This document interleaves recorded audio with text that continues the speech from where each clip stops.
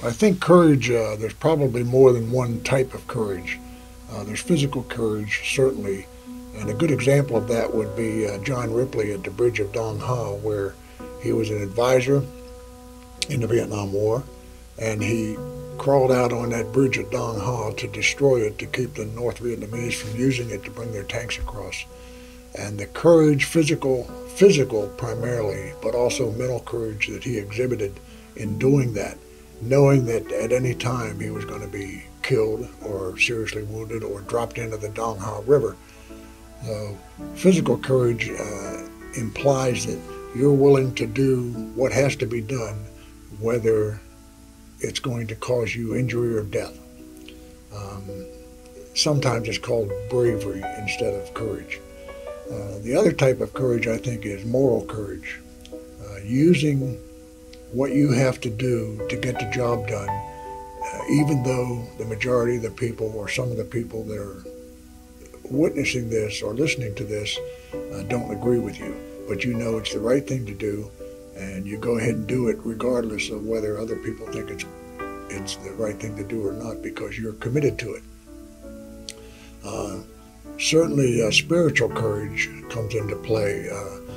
As an example of that is Nathan Hale, maybe after the War of Independence, was captured because he was a spy for the American Army, and before he was hung, he said that he regretted that he only had one life to give for his country.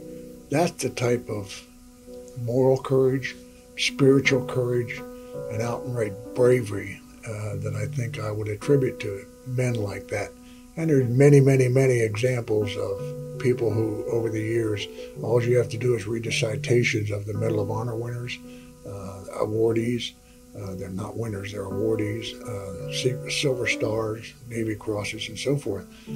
If you read what they did in the spur of the moment, a lot of times people say, what makes people do things like this? Well, it's training, certainly, but it's also I think, an example of them wanting to do what's right at the time that it's required, regardless of what the outcome is going to be to their own personal safety and death, possibly. And if the ones that have survived that and still receive that medal will always say that they didn't receive it for themselves, they received it for all those other men, women that were around them during that particular operation.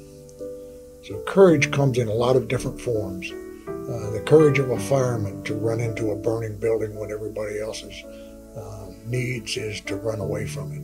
The courage of our law enforcement officers to run into a gunfire when the thing that most people would want to do is run away from it.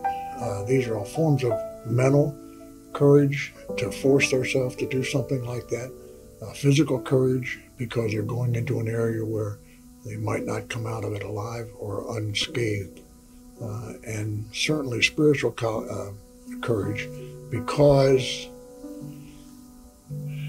they're thinking that people need help, people need to be saved, people need to be brought out of a dangerous situation, and because of their moral, physical, and spiritual courage, they're willing to go in to do that.